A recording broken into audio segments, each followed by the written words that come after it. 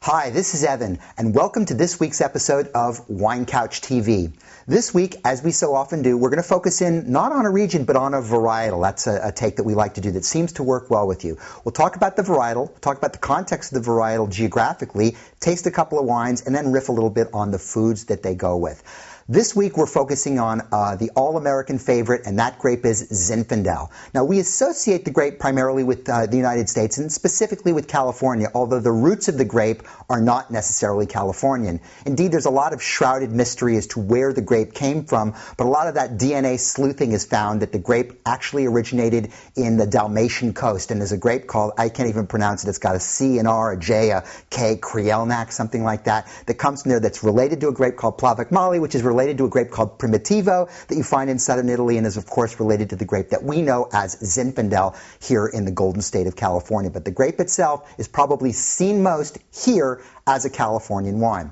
The thing about Zinfandel that's important to note is there are really four different styles. There's the white stuff that's slightly pink, slightly sweet, and that is not really Zinfandel, if you will. And then there's sort of three grades of red Zinfandel. Those that are sort of quaffable, goofy, and grapey, which are quite delightful. Those that are more elegant and Cabernet-like, if you will. And then finally what I call the monster trucks, which are those that have the big alcohol, the big extract, and the big. So we're going to taste two that represent probably more of that middle style of sort of elegant, but represent two very different appellations.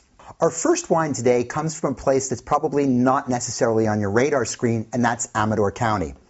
This wine is the 2006 vintage of the Fiddletown Soban Estate Zinfandel. Now, I picked Amador County for this wine, and I picked actually Lodi for the second wine, which I'll talk about in a minute, because for me, Zinfandel is a grape that actually expresses terroir within the state of California. A lot of grapes you can't necessarily tell where they're come from. Zinfandel, depending on where you are, you really get a sense of place. Now, what I associate with Amador is this sort of spicy minerality. There's always this sort of interesting, almost saline-like character, very soft underneath the sort of punctuated ripe fruit character. Let's see if that wine exhibits that particular trait. Oh, indeed it is. What I'm getting here is a very high-tone character of fruit, sort of a tart, sharp black raspberry, a little bit of a plumminess, and then this sort of interesting stony, peppery minerality, and just this sort of kiss of saline underneath. It's very, very attractive in the context of the wine.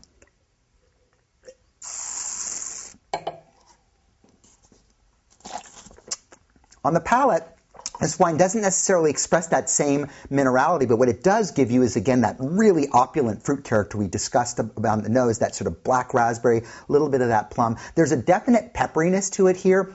And there's a surprising amount of tannin for the style. The tannin sort of creeps up on you and comes off to you initially. You go, ooh, it's going to be easy to drink. And then it kind of grips you and pulls at your palate. It's definitely a wine that probably craves food rather than being of the sort of drink by itself variety, but very good and at the low end of the premium pricing. So it's actually quite affordable and, again, very typical of what you would find up in Amador County and more specifically in Fiddletown.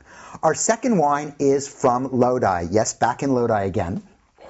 And this is the Klinker Brick 2005 Old Vine Zinfandel. Now, contrary to Amador, which is also slightly inland, this wine too gives you a mineral character, but here it's usually, yeah, spot on, more of what I would call sort of a warm earth, almost a terracotta-like earthiness to it, on top of this sort of really dense, deep, kind of plummy, black jam type of fruit. There's a slight amount of prune that does get out there, but again, it's sort of attractive in context, sort of more of almost a mincemeat-like character, and not so much of those prunes that they give you, for other reasons.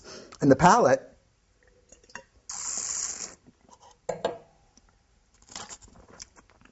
this wine has a nice generosity to it, almost a thick sort of creaminess of texture.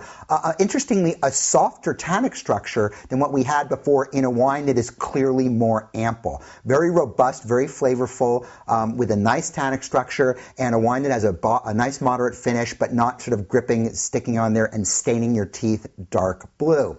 When I think of Zinfandel, I think of the grill. Zinfandel loves the grill. So anytime you're grilling, and I know we're going into winter, it's probably not obvious, but if you're like me, you have your Weber on your deck at home and it's covered. Anything from basic chops and burgers and steaks with Zinfandel are great. If you can pick up on some of that peppery character, all the better. But also just basic everyday foods. For me, all American foods, pizza, burgers, and Zinfandel, particularly if you go more in that quaffable, lighter style vein, is excellent. If the wines tend to be thicker thicker, more alcoholic and rustic, then you can get into these sort of winter stews, and a lot of braised meats, root vegetables, things like that are going to be an absolute dynamite pairing. And if you end up with that silly white stuff, which is actually not so silly, it can be quite good, there pick up on it and treat it just like an off-dry Riesling. So anything from chicken salad to Waldorf salad to Indian curry, and you will be a very happy camper.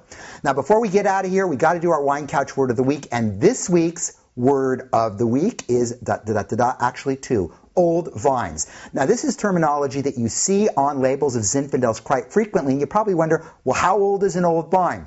Unfortunately and legally, like with the word reserve, there is no actual definition. Most of the time when people put old vines on the label, there's generally sort of a handshake agreement that this refers to something that is at least 30 years old. And in the case of areas that have a tremendous history with Zinfandel, such as Amador, such as Lodi, such as Dry Creek Valley, for example, in Sonoma County, you're talking vines that might be 50, 75, and in some cases over 100 years of age. Again, no legal bearing, because anything older than 2 is, what, old, right? But again, if you see it on the label, it usually is a good sign if coming from a reputable producer of vine age that's at least 30 to 50 years old. Generally, the older the vine, the more concentrated the wine.